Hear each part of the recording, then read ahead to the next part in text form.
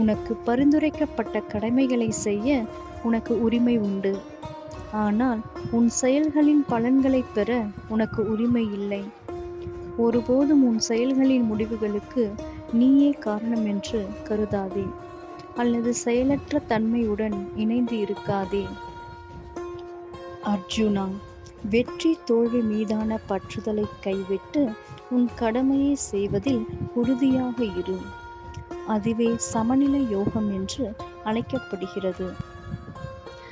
அப்படி விவேகத்துடன் சரியான உணர்வில் செயல்களை செய்பவர்கள் இந்த ஜென்மத்திலேயே நல்ல மற்றும் கெட்ட வினைகளில் இருந்து விடுபடுவர் எல்லா துன்பங்களுக்கும் அப்பாற்பட்ட நிலையை அடைகிறார்கள். விருப்ப வெறுப்பின்மை நிலையை அடைகிறார்கள். வேதங்களின் பலனுள்ள பகுதிகளால் ஈர்க்கப்படுவதை நிறுத்திவிட்டு தெய்வீக அறிவில் அடைக்கலம் தேடு. அது என்னம்மா பற்று இல்லாமல் வேலை செய்கிறது? பொதுவாக சொல்வாங்கல்ல, கடமையை செய், பலனை எதிர்பார்க்காதே. அதெல்லாம் கீதையிலிருந்து வந்தது தான். கேசவா, அப்படி தெய்வீக உணர்வில் நிலைத்திருப்பவரை எங்கனம் கண்டுகொள்வது? எவர் எல்லா நிலைகளிலும் பற்றற்று நல்ல அதிர்ஷ்டத்தினால் மகிழ்ச்சி அடையாமல் மற்றும் இன்னல்களால் மனசோர்வு அடையாமல் இருக்கின்றாரோ அவரே முழுமையான நிலையான அறிவை கொண்ட ஞானியாவார். அவ்வாறு புலன்களை அவற்றின் பொருள்களில் இருந்து விலக்கிக் கொள்ளக்கூடியவர் ஆமை தன் உறுப்புகளை ஓட்டிற்குள் இழுத்து கொள்வது போல தெய்வீக ஞானத்தில் நிலை பெறுவர். அவர்களை பரமத்திடம் இட்டுச் செல்லும். புலன்கள் மிகவும் வலுவானவை. பரிபூரண அறிவில் நிலை பெறுபவரால் மட்டுமே புலன்களை அடக்கி மனதை எப்பொழுதும் எண்ணில் லயித்து வைத்திருக்க முடியும். எனக்கு புரியலம்மா. இப்போது எக்ஸாமுக்கு படிக்கிறோம், நல்ல மார்க் எடுக்கணும்னு தானே படிக்கிறோம். அதுதான் தப்பு. எப்பவுமே ஒரு விஷயத்தை தெரிஞ்சுக்கணும்னு இன்ட்ரெஸ்டாக படிக்கணுமே தவிர மார்க்குக்காக படிக்கக்கூடாது.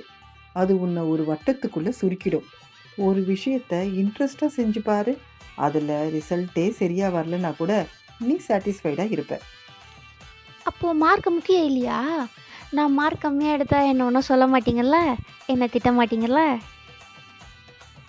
பாத்தியா, எதை சொன்னாலும் அதில் உனக்கு என்ன கிடைக்கும்னே பார்க்குற. இந்த விஷயத்தை தானே வேண்டான்னு சொல்கிறோம்.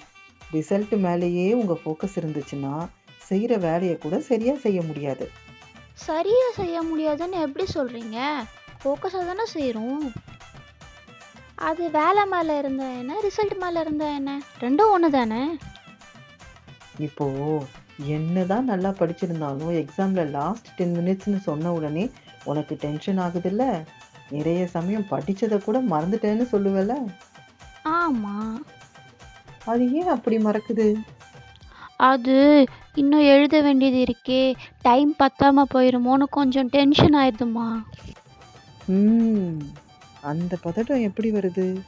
ரிசல்ட் மேலே ஃபோக்கஸ் இருக்கிறதுனால தானே. அச்சச்சோ, நாம் படிச்சிட்டோம், எழுத முடியாமல் போயிடுச்சுன்னா மார்க்கு கம்மியாயிடுமே, 5 மார்க் சொலையாக போயிடுமே, எழுதிடுவோமான்னு யோசிக்கும்போது டென்ஷன் பதட்டம் எல்லாம் வந்துடும். சரி, இது ஓகே. ரிசல்ட் மேலே ஃபோக்கஸாக இருந்தால் நம்ம செய்கிறத ஒழுங்காக செய்ய முடியாது.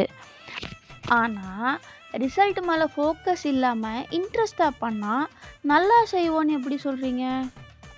நேற்று மாடி மேலே போய் துணி எடு, லைட்டை ஆஃப் பண்ணுன்னு சொன்னதுக்கு நீ என்ன சொன்ன? இப்போ தான் வந்தேன், கால் வலிக்குதுன்னு சொன்னேன். அடுத்த 10 நிமிஷத்தில் உன் ஃப்ரெண்டு வந்தானா? ஆமாம், வந்தா. ஆமாம், இப்போ எதுக்கு இதை எழுதுறீங்க? அவ கூட 10 வாட்டி மேலேயும் கீழேயும் போயிட்டு வந்து டான்ஸ் ஆடிக்கிட்டு இருக்க. அப்போ உனக்கு கால் வலிக்கலையா? அம்மா, சீரியஸாகவே இப்போ வலி தெரியலம்மா. ஏன் தெரியல? எனக்கு தெரியல, ஆனால் நீங்கள் ஏதோ கருத்து சொல்ல வரீங்க, நீங்களே சொல்லுங்கள். ஏன்னா நான் சொன்னது வேலை, நீ செஞ்சது விளையாட்டு இல்லை. விளையாடுற ஜோரில் இன்ட்ரெஸ்டில் உனக்கு வலி தெரியல. அதை இன்ட்ரெஸ்டாக பிடிச்சு செஞ்சதால உன்னால எத்தனை வாட்டி வேணாலும் மேலேயும் கீழேயும் போக முடிஞ்சது. கொஞ்சம் யோசிச்சு பாரு. நீ எல்லா விஷயத்தையும் இதே இன்ட்ரெஸ்டோட பண்ணா எவ்வளோ ஹாப்பியா இருப்ப, எவ்வளோ சாட்டிஸ்ஃபைடா இருப்ப, லைஃப் எவ்வளோ ஜாலியா இன்ட்ரெஸ்டா போகும். ம் நம்ம கிருஷ்ணர் மாதிரி இருக்க சொல்கிறீங்க. ம் சரி, விருப்பு வெறுப்பு இல்லாமல் இருக்கிறதுனா அப்போது சாமியாராக போயிடணுமா? சந்தோஷமாக இருக்கக்கூடாதா? 2 விஷயம். ஃபர்ஸ்ட், சாமியார் சந்தோஷமா இல்லைன்னு உனக்கு யார் சொன்னா? 2வது, விருப்பு வெறுப்பு இல்லாமனா ரிசல்ட் மேல விருப்பு வெறுப்பு இல்லாம. செய்யற வேலைய விருப்பமா தான் செய்யணும். வெறுப்பா இருந்துச்சுன்னா அந்த விஷயத்த செய்யவே கூடாது. புரியலையே. உனக்கு நிறைய விஷயத்துக்கு படத்தை தான் ரெஃபரன்ஸ் எடுக்க வேண்டியிருக்கு. ஹை, படமா? எந்த படமா? விஜய் நண்பன் படத்துல ஒரு காலேஜில் படிப்பாரா? ஆமாம் ஆமாம், என் ஃப்ரெண்டை போல யாரு மச்சான். செம படம்ல. படத்தை மட்டும் பார்த்துட்டு அதுல சொல்ல வர்ற மெசேஜை எடுக்க மாட்றியே. அதுலயே மெசேஜா? என்ன மெசேஜ்? அந்த படத்துல அவர் எவ்வளோ ஜாலியா இருந்தாரு, எவ்வளோ இன்ட்ரெஸ்டா படிச்சாரு.